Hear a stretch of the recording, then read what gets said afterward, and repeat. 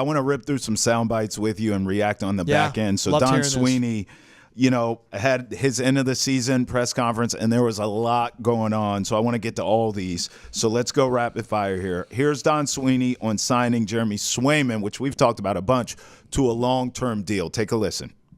Well, it's clearly a priority, and Jeremy knows. I've told him this. He took us to arbitration just for clarity's sake.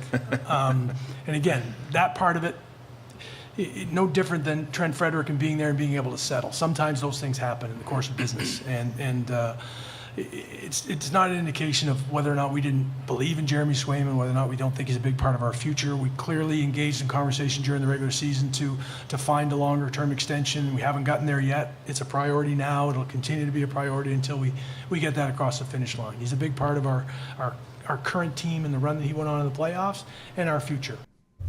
Remember what you said you'd give Jeremy Swayman a blank check? Blank check. That's what he's fighting for right now. You hear Don Sweeney say he took us to arbitration. That's right. Because he wanted to fight to the end. Yeah. And he came out in the playoffs and proved it. Yeah. The Bruins know what they have to do. 7, I don't even want to say 6, 7 to 8 million a year. Yeah. 7 years. You have him until he's 32, 33. Yeah. I mean, but wait, there's more. There's another damn good goalie involved here in Linus Ullmark. Don Sweeney on Ullmark's future. Take a listen to this. We're going to find a landing spot with Jeremy Swayman, and if we can make the math work, we're going to have the best tandem. If we can't, we're going to explore, or Linus, may come to us and change his mind. That may occur as well. Right now, he's really happy. We were very happy to sign Linus, and in a perfect world, we would keep the tandem because I think it's damn good. But we're going to explore opportunities. My phone's going to ring. I'm going to make calls. That's just what the job requires. Well, I hope that it is a perfect world because I want to keep both of them. And you and I have talked about this where we just don't believe that that's going to happen due to the circumstances and the logistics of the whole thing of keeping both. But we saw that both obviously work, especially in the regular season. And then once you got to the postseason, you should ride the hot hand. That was Jeremy Swayman. So we understand that as well. But moving forward, boy, George, even just hearing that sound there, it doesn't feel like we're going to have the tandem moving forward. He said it with Linus may come to us and change his mind. Yeah. That screams pay cut to me. Like, you're not going to get $5 million a year. Right. Because if you both want to stay, they're not going to pour 10, 11, 12 million, 13 into that position. And then he said, once we come to an agreement with Jeremy's a priority in Swayman. Then they'll figure out Linus. Mm-hmm. And credit to Don Sweeney, man. He said a point-blank period. My phone will ring and I will take them. Teams will come calling. Because he understands higher than what it was at the trade deadline in the NHL regular season, more teams need a goalie right now. Right. And Linus, still young, 30 years old, is a great goaltender in the NHL and can be a goalie for an NHL team. Yes. So what he's saying is, and he knows what he's doing, teams come calling, I will pick up, I will listen. If we could get, they don't have a first-round pick, first, second, or third in this draft. They don't have a second-round pick in next year's draft. If you could get draft picks, if you could get a left-shot defenseman in return, and also, by the way, Trav, it relieves around $500 million in cap space for $5 million a year in cap space for this team. Yeah. He's saying to me that we're going to shop. The future's Jeremy. We'll see what we can do with Linus. And that's what I'm reading into on what he's saying there. That's what it sounds like to me. Because it makes sense. You found your goalie in the playoffs. If you trade Linus, you get more cap space and you can address what his team needs. Yeah, more scoring. I mean, look, you said it. You don't know if you're really ever going to get fair market value for a guy like him, right? But at the end of the day, you need to get something. And so I'm with you on that. I don't think you're going to get the haul maybe that a lot of the fans would want and would prefer and would hope. But hey, something is better than nothing. So I think you do at least start to engage in some of those talks. Now, you and I have gone back and forth on Jake DeBrusk's future here with the Bruins. You have told me he's going to go get the bag, Travis. Prepare yourself because I'm a DeBrusk fan. Yep. And I've said, look, I hope he takes a reasonable team-friendly deal. If they could get close to the bag he can get on the market, I hope that he stays. Well, Don Sweeney provided some insight on that situation. Negotiations is a two-way street.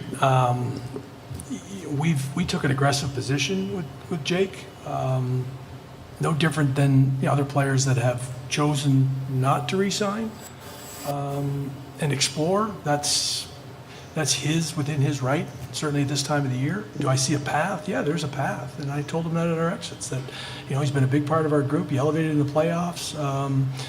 And I would prefer to have Jake DeBrusk on our team.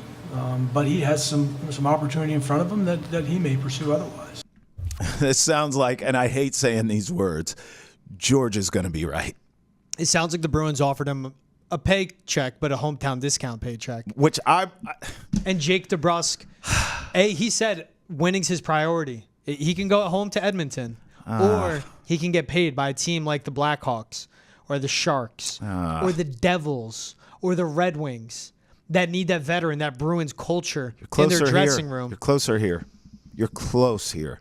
You're so close. You just need some more help offensively. But the money has to make sense, because Jake, with Jake DeBrusk on the ice, that didn't cover up or blanket them needing a top line center, another dynamic wing, right? Another guy in the another defenseman as well. No, you're right. You're right. I hate saying it, but George is right. All right, how about this? We've talked about this, and we all agree. All of us in this chat agree that the Bruins just need to add players this offseason, particularly on the scoring side of things.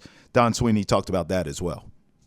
We're going to be aggressive, to be able to complement what we currently have in some areas. Our team played hard. To Kevin's point of whether or not we can play faster, or whether or not we can find players that will, create more anxiety in the forecheck, and some of the situations that, certainly you look at the teams that are still playing, they do a really good job of that, and pockets of time we did. Otherwise, we wouldn't have still been playing. The teams that are still playing are damn good, and they've earned the right to be there, and we didn't. It's hard to get in, and it's hard to continue to win, but I've got to find the players that complement our current group and push us forward. That soundbite reminded me of you, George, because I remember you telling me I was out and I watched the end of a Bruins-Panthers game, and then the West Coast, I think it was the Stars game, came on after, and the speed was completely different. Hearing him say that makes me think he felt the same way watching that, and is going to try to make the Bruins a little bit closer to that. Because you have to watch these teams vying for the Stanley Cup and know how far away you are. Yes. And that says it all to me. We have to be aggressive, complement what we currently have. You have toughness, you have defense, you have goaltending. Go out and get a one-line center, and Elias Lindholm. And then that kicks back Pavel Zacha, Charlie Coyle, Morgan Geekie. Geekie could play the wing too, so maybe Matty Patra slots in on your 4C. And then you have a Brazeau, Patra, Geekie line. Not terrible. You need to get a top six wing. Sam Reinert's out there. Jonathan Marchessault, who's a veteran and coming off a career year with the Knights, but they don't have cap space. Maybe bring a Tyler Bertuzzi back. Oh. They need to get a left shot defenseman. But I think it all starts, you have to go after Elias Lindholm. You have to get a number one center that can play with David Pastrnak and help be a dynamic playmaker for him, because he can't do it on his own. And then also you need to get another top six scoring winger. And a Marchessault, coming off a 6-year, $30 million contract, that's $5 million a year. He's probably hunting for 6 to 7. The money does work, but they're going to have to make some moves. Yeah, I mean, they need so much, and they don't have all the money in the world. They do have enough to make it work. $22.5 million. It just feels like you have no wiggle room to miss, right? Like, the moves you do make must be impactful, because you just don't have the wiggle room to miss. Sometimes we see teams with plenty of money, they can afford literally to miss. The Bruins can't do that. And Steven Stamkos, 34 years old. He's out there too. Gosh, and then that's old. older, and then that's a short term. I like Lindholm because of that, but Stamkos is out there. Right. Bertuzzi might get a discount. He bet on himself with the cap space. It didn't work. And hey, the Mason Larais, the Matty Patras, that gives you wiggle room, because those guys are going to be big contributors if they can stay healthy.